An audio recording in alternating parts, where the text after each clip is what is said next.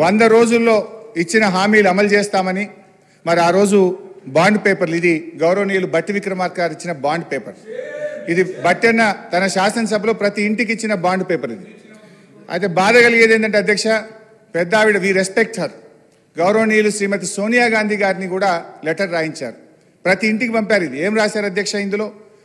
మేము అధికారంలోకి వచ్చిన 100 రోజుల్లోనే మా గ్యారంటీలు అమలు చేస్తామని మీ తల్లిగా మాటిస్తున్నాను పాపం అమ్మగారి చేత కూడా అబద్ధం చెప్పించారు అంటే మీరు చేసిన పని ఏంది అధ్యక్ష సోనియా గాంధీ గారి చేత లెటర్ రాయించి ఆ అమ్మగారి ప్రతిష్టకు మసకబారే విధంగా చేశారు రాహుల్ గాంధీ పరువు తీశారు బాండ్ పేపర్ ఇజ్జత్ తీసేసింది అధ్యక్ష మీరు అధ్యక్ష ఈరోజు తీరా 6 గ్యారంటీల అమలుకు చట్టబద్ధత చేస్తారని ప్రజలు పాపం ఎంతో ఆశగా ఎదురు చూశారు కానీ జరిగింది ఏమిటంటే అధ్యక్ష ఆశగా ఎదురు చూస్తున్న ఆ ప్రజల కళ్ళల్లో దుమ్ము కొట్టారు ప్రజలను పక్కదో పట్టించేందుకు మొదటి అసెంబ్లీ సమావేశాల్లో వాళ్ళు ఏదైతే 6 గ్యారంటీలకు చట్టబద్ధత కల్పిస్తారనుకున్నామో అది లేకుండా శ్వేతపత్రాల పేరిట మొదటి శాసనసభలో కపట నాటకం ఆడారు చట్టబద్ధత ఏమైందని అడుగుదామందంటే రాహుల్ గాంధీ గారు అయితే ఢిల్లీలో ఉంటారు చట్టబద్ధత హామీ ఏమైందో ఏ కాంగ్రెస్ నాయకులు కూడా దాని గురించి మాట్లాడరు ముఖ్యమంత్రి గారిని అడుగుదామంటే ఆయనను గౌరవ ముఖ్యమంత్రి గారిని మాట్లాడిచ్చే వశం కాదు అధ్యక్ష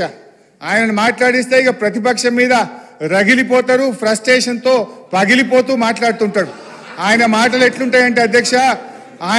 ఆయన మాటలు పేగులు మెడలేసుకుంటా కనుగుడ్లతో గోటీలాడతా లాగుల తొండలు జొర్రగొడతా పండబెట్టి తొక్కుతా గోసి ఊడగొడతా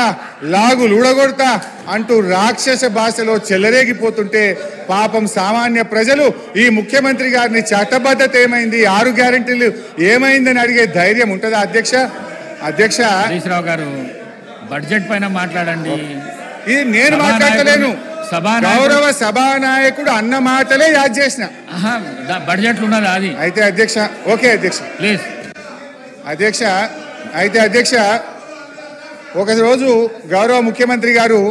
అల్లూరి సీతారామరాజు గారి కార్యక్రమానికి వెళ్ళారు హైదరాబాద్లో నేను అనుకోకుండా టీవీ చూస్తున్నాను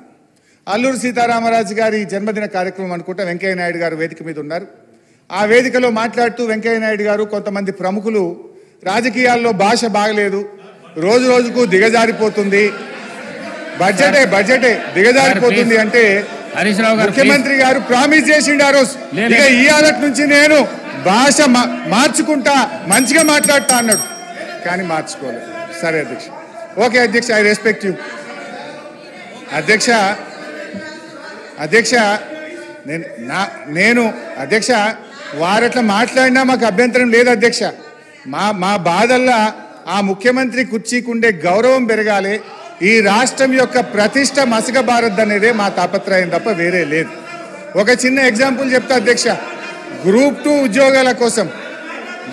ఉద్యోగాల కోసం నిరుద్యోగులందరూ కూడా రోడ్ల మీదకి వచ్చి వాళ్ళు వాయిదా వేయాలని అడిగితే గౌరవ ముఖ్యమంత్రి గారు ఏమన్నారంటే ఎవరైనా వాయిదా వేయమని అడిగేది సన్నాసులు అడుగుతున్నారు వాయిదా వేయమని అన్నారు అన్నాక 3 రోజులకే వాయిదా వేసింది మరి ఇప్పుడు ఎవరు సన్నాసులు అంటే నేను అనేది ఏంటంటే అధ్యక్ష దయచేసి అట్లా మాట్లాడకూడదు అదేవిధంగా మోతీలాల్ అనే ఒక నిరుద్యోగి నిరాహార దీక్ష చేస్తే ముఖ్యమంత్రి గారు ఏమన్నారంటే ఆయన అప్లికేషనే పెట్టలేదు ఆయనకు అసలు హాల్ టికెటే లేదు అన్నాడు తెల్లారైన 3 హాల్ టికెట్లు బయట పెట్టిండు ఎవరి గౌరవం దెబ్బతిన్నది మేమనేది ఒక ముఖ్యమంత్రి స్థాయిలో ఉన్నప్పుడు బాధ్యతాయుతంగా మాట్లాడితే రాష్ట్ర గౌరవం బాగుంటుంది వారికి కూడా మంచిగా ఉంటుంది ముఖ్యమంత్రి గారు